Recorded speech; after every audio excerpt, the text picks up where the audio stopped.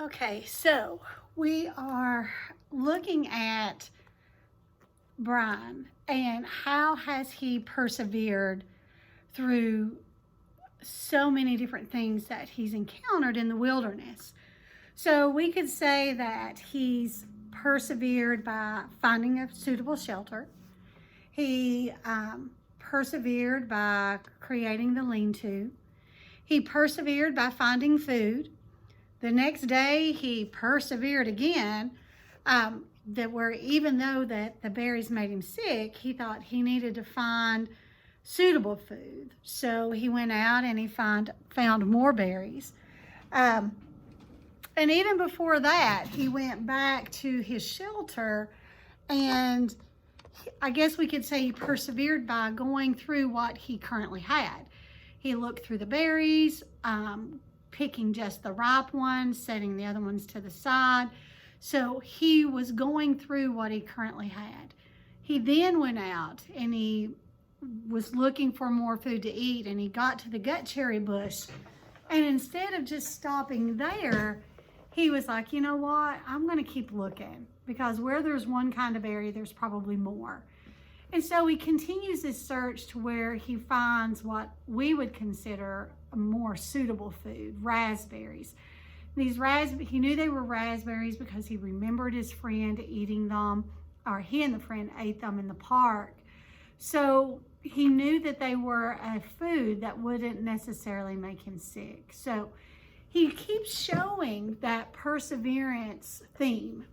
And he's giving us example after example after example of how he keeps persevering through such hardships. And so he's not giving up. Even though things are really quite dire and difficult, he just keeps pushing right along.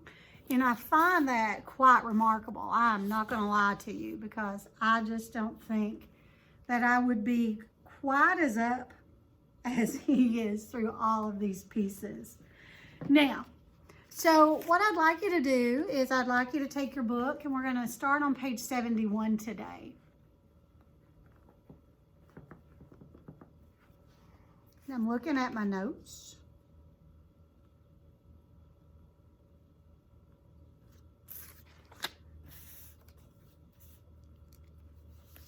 Okay. 71. I gotta see where to stop. Well, he turned and looked back at the stand of raspberries. The bear was gone. The birds were singing. He saw nothing that could hurt him. There was no danger here that he could sense or could feel. In the city at night, there was sometimes danger. You could not be in the park at night after dark because of the danger. But here, the bear had looked at him and had moved on. And this filled his thoughts. The berries were so good. So good, so sweet and rich, and his body was so empty. And the bear had almost indicated that he didn't mind sharing, and had just walked from him. And the berries were so good. And he thought finally, if he did not go back and get the berries, he would have to eat the gut cherries again tonight. That convinced him, and he walked slowly back to the raspberry patch and continued picking for the entire morning, although with great caution. And once when a squirrel rustled some pine needles at the base of a tree, he nearly jumped out of his skin. Well, about noon, the sun was almost straight overhead, and the clouds began to thicken and look dark. In moments, it started to rain, and he took what he had picked and he trotted back to the shelter. He had eaten probably 2 pounds of raspberries and had maybe another 3 pounds in his jacket rolled in a pouch. Well, he made it to the shelter just as the clouds completely opened and the rain soared down in sheets. Soon the sand outside was drenched and there were rivulets running down to the lake. But inside, he was dry and snug. And he started to put the picked berries back in the sorted pile with the gut cherries. But noticed that the raspberries were seeping through the jacket. They were much softer than the gut cherries and apparently were being crushed a bit with their own weight. But when he held the jacket up and looked beneath it, he saw a stream of red liquid. He put a finger in it and found it to be sweet and tangy, like pop without the fizz. And he grinned and lay back on the sand, holding the bag up over his face and letting the seepage drip inside his mouth. Outside, the rain poured down, but Brian lay back, drinking syrup from the berries, dry and with the pain almost all gone, the stiffness also gone, his belly full and a good taste in his mouth. For the first time since the crash, he was not thinking of himself or his own life. Brian was wondering if the bear was as surprised as he to find another being in the berries. Well, later in the afternoon, as evening came down, he went to the lake and washed the sticky berry juice from his face and hands, then went back to prepare for the night. While he had accepted and understood that the bear did not want to hurt him, it was still much in his thoughts, and as darkness came into the shelter, he took the hatchet out of his belt and put it by his head, put his hand on the handle, as the day caught up with him, and he slept. I'm double checking myself. At first he thought it was a growl. In the still darkness of the shelter in the middle of the night, his eyes came open, and he was awake. And he thought there was a growl, but it was the wind. A medium wind in the pines had made some sound that brought him awake. Well, he sat up and was hit with the smell. Well, it terrified him. The smell was one of rot, some musty rot that made him think only of graves with cobwebs and dust and old death. His nostrils widened, and he opened his eyes wider but could see nothing. It was too dark, too hard dark, with clouds covering even the small light from the stars, and he could not see. But the smell was alive and full and in the shelter. Well, he thought of the bear, thought of Bigfoot and every monster he had ever seen and every fright movie he had ever watched, and his heart hammered in his throat. Then he heard the slithering, a brushing sound, a slithering, brushing sound near his feet. And he kicked out as hard as he could, kicked out and threw the hatchet at the sound, and a noise came from his throat. But the hatchet missed, sailed into the wall where it hit the rocks with a shower of sparks, and his leg was instantly torn with pain, as if 100 needles had been driven into it. "Ugh!" he said. Now, I'm looking here. There's a couple of things that I want us to think about, and some of them are a little more abstract, about how does Brian, or the authors show that Brian is doing some perseverance things here from what I read. So one of the things that he does is when he's out picking the berries is that he's paying attention to the time. He realizes when the sun is overhead because he doesn't want to be caught out at night. He talks about how it's dangerous to be out at night. And so he goes back in. One of the things that I think is interesting is that he is getting prepared for the night. In the book earlier, it never talks about what he does with the hatchet at night. But now it talks about how he puts the hatchet where his hand is on it, so he's ready. So the bear did really spook him out just a little bit. So perseverance here, evidence that supports it. He's watching time, making sure he's got that hatchet handy. Another thing is that he's watching the weather. He knew to try to get back to the cave before the weather broke and came upon him. So he was being conscious of that. And the last thing is that even though he is scared and terrified when he realizes he knows there's something else in the cave with him, he tries to protect himself. He throws that hatchet in the direction that he hears the sound. Now, was he successful? I don't know, but something attacked his leg, and we know that it got him. So I'm not really sure if we could say that he was protected or not. You know, it just kind of stopped there. Now, this is where I get kind of mixed up. So what we're going to do is we're going to break our questions down, and then we're going to keep on reading. I want you to make sure you've got your sticky notes out. One of the things that I'm noticing in your answers is that you are not taking the time to pull out evidence the way it needs to be. Evidence is textual evidence from the book. So you are quoting from the book and you're telling me the page and paragraph that you found it. If you're just giving me a page, it's not enough. If you just tell me paragraph 4, it's not enough. You have to give the actual quote, the page, and the paragraph. These are things that you guys have been doing since 4th grade. 4th grade, you just had to give a page number, okay? And you didn't have to quote it. Last year, you started quoting. This year, I want all 3 pieces of the data. So we build a little more each year, and that's what we're looking for. All right, so let's pop over here. Sorry, we're swaggling a little.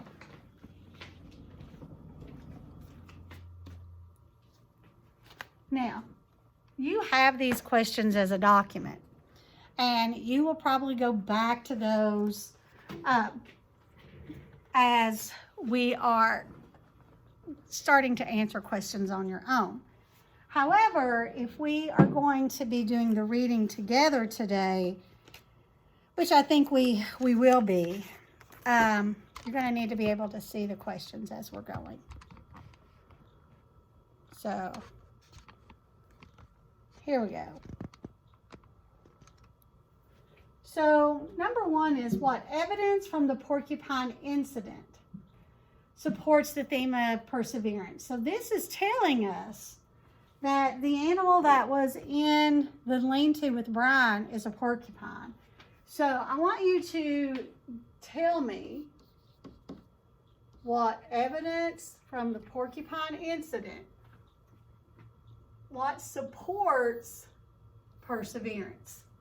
So what takes place in a few moments when we pick our reading back up that supports our theme? What is the important lesson Brian learns after he pulls out the quills? Okay, I want you to explain. Now, we talked a lot last year about the difference between tell and explain. Tell is you're just giving me kind of the shorter version. Explain is I want it in more detail, okay? So I want you to explain what important lesson Brian learns after pulls out the quills. Now, for those of you who do not know what quills are the like little needle-like things on a porcupine that they can throw at you and they will stick into your body. American Indians used to take the quills from porcupines and they used them to sew. They used them to tattoo each other. So quills have a variety of uses other than just as a defense mechanism. That's how the porcupine is trying to protect themselves. Number 3, which of the following is the best definition of the word segment? So when it says best definition, that means that more than one of these could be right.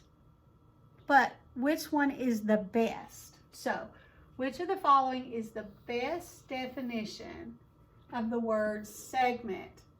And it's giving us a page number. I want to make sure that that page number is correct, though, because sometimes page numbers get messed up. Different editions of the book kind of mess it up. So let me take a quick look.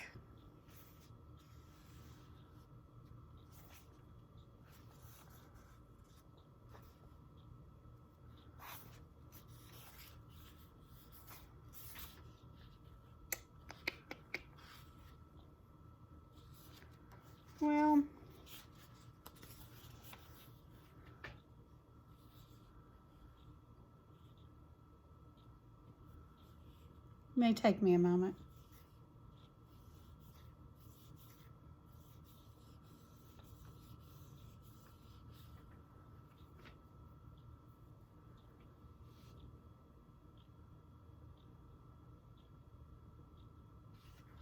It's not on the page it's telling me. So we've got a different book. Oh, 78. So where it says 80, we know it's going to be on 78. Now, once you've made your choice, we're going to choose one. Then, here's the second part. It wants you to explain your answer. Why did you choose what you chose? On a test, this is a 30-point question. The multiple choice is 10. The explain your answer would be 20. Okay? This is like on K-Prep. It would be considered an extended response. So we just are practicing that skill. Number 4, how can the hatchet make fire? So I want you to explain to me how hatchet makes fire. You should have some sticky notes close by. So I want you to make sure you've got those. I'm going to walk over here and pick my drink up. We're going to start reading.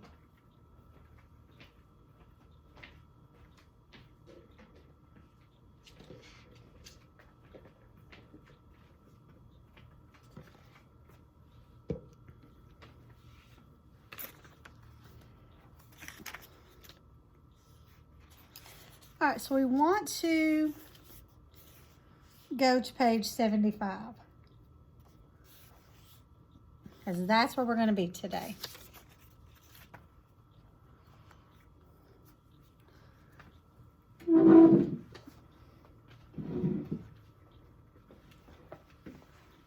Okay. Now he screamed with the pain and fear and skittered on his backside up into the corner of the shelter, breathing through his mouth, straining to see and to hear. The slithering moved again. He thought toward him at first, and terror took him, stopping his breath. He felt he could see a low, dark form, a bulk in the darkness, a shadow that lived. But now it moved away. Slithering and scraping, it moved away, and he saw, or thought he saw it, go out of the door opening. Well, he lay on his side for a moment, then pulled a rasping breath in and held it, listening for the attacker to return.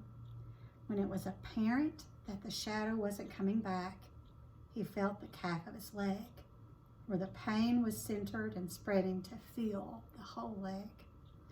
His fingers gingerly touched a group of needles that had been driven through his pants and into the fleshy part of his calf. They were stiff and very sharp on the ends that stuck out, and he knew then what the attacker had been. A porcupine had stumbled into his shelter, and when he had kicked it, the thing had slapped him with its tail of quills. Well, he touched each quill carefully. The pain made it seem as if dozens of them had been slammed into his leg. But there were only 8, pinning the cloth against his skin. And he leaned back against the wall for a minute. He couldn't leave them in. They had to come out. But just touching them made the pain more intense. So fast, he thought, so fast things change. When he'd gone to sleep, he had satisfaction. And in just a moment, it was all different.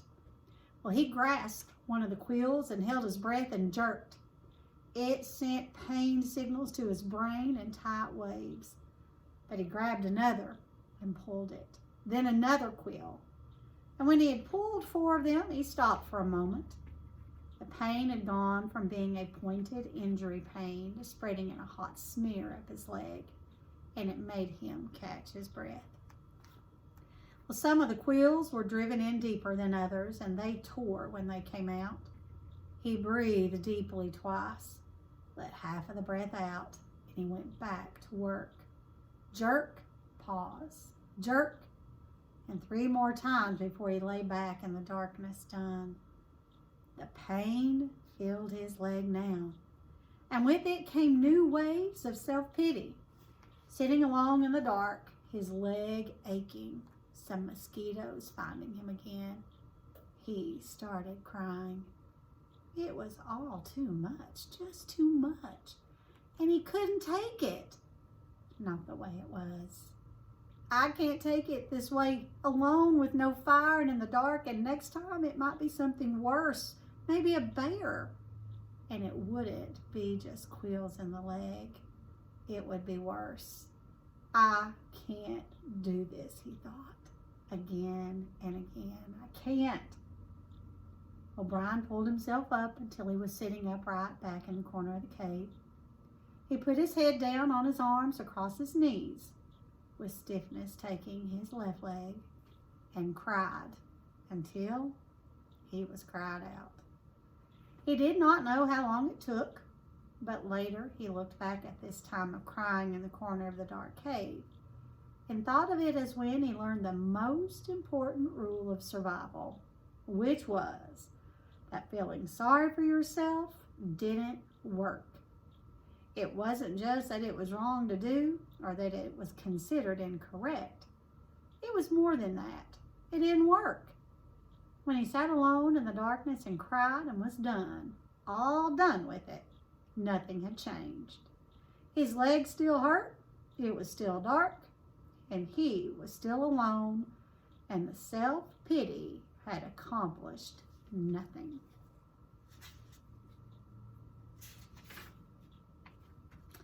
At last he slept again, but already his patterns were changing and the sleep was light.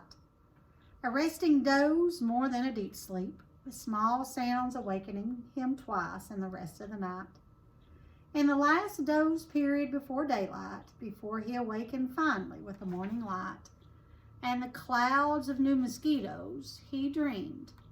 This time it was not of his mother, not of the secret, but of his father at first, and then of his friend Terry. I'm going to wait here just a second and let you sticky note what you can. So you want to read the questions, see what your evidence is that's going to support your answer.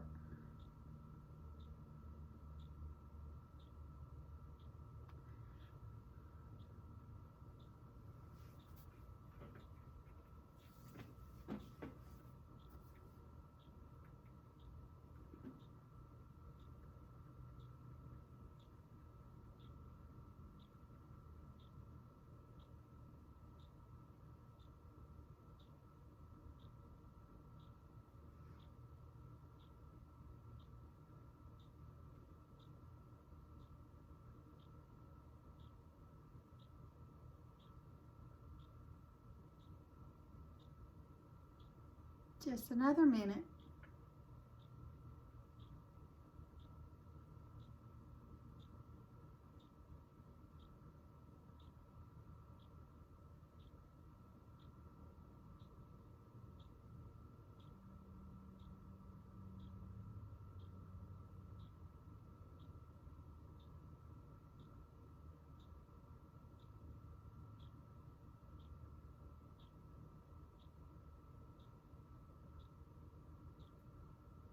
All right, top of 78.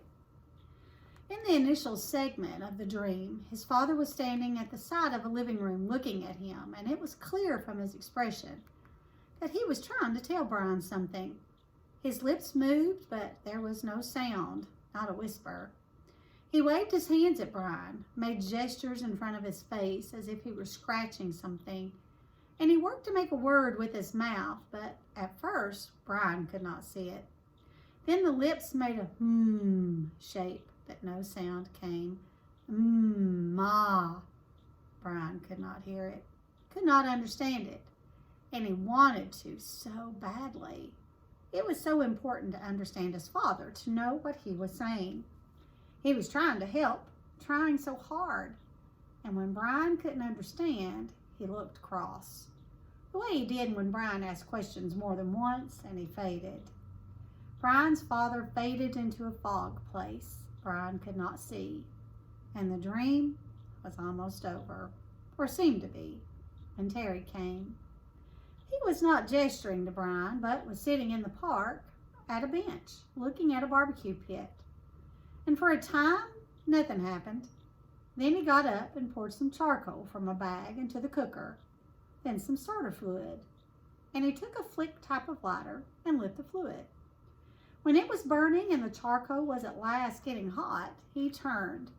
Noticing Brian for the first time in the dream, he turned and smiled and pointed to the fire as if to say, "See, a fire." But it meant nothing to Brian, except that he wished he had a fire.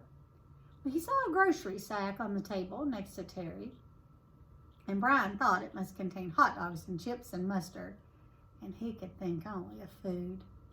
But Terry shook his head and pointed again to the fire. And twice more he pointed to the fire, made Brian see the flames. And Brian felt his frustration and anger rise, and he thought, all right, I see the fire, but so what? I don't have a fire. I know about fire. I know I need a fire. I know that. Well, his eyes opened, and there was light in the cave, a gray, dim light of morning. He wiped his mouth and tried to move his legs, which had stiffened like wood.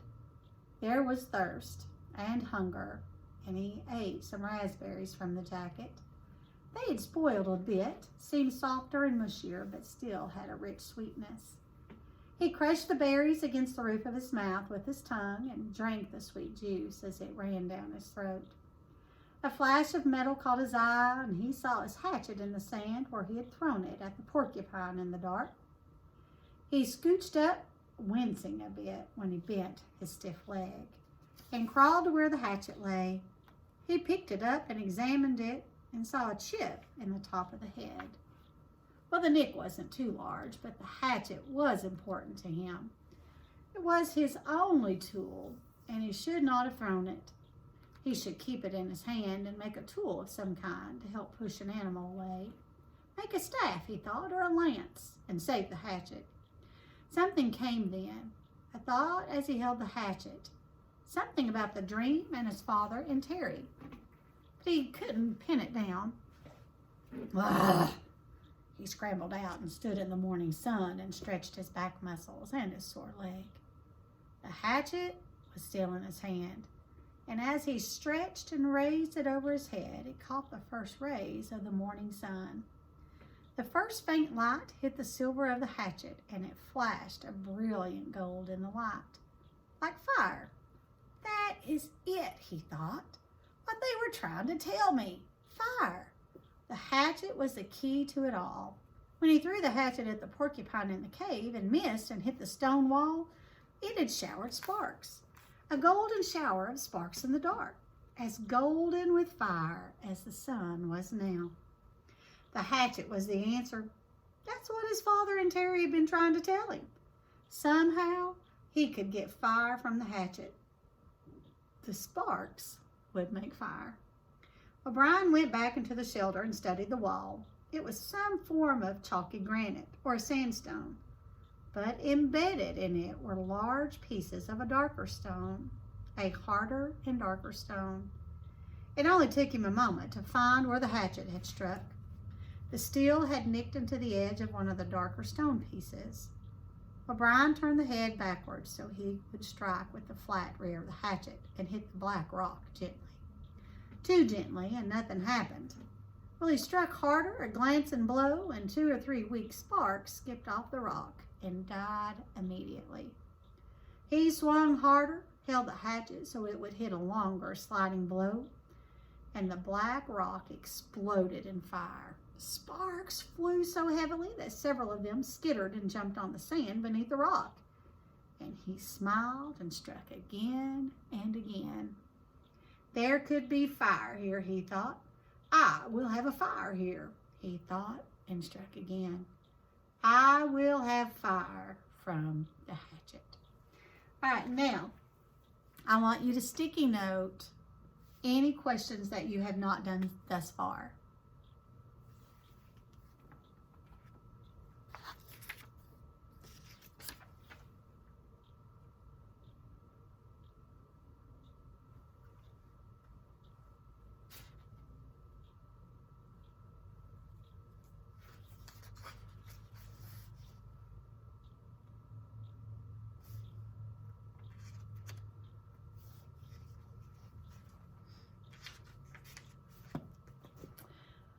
And once you've done that, you need to go to the view assignment section, and it's going to tell you how to do the questions for today. That's it, guys. I'll see you in a bit. Bye.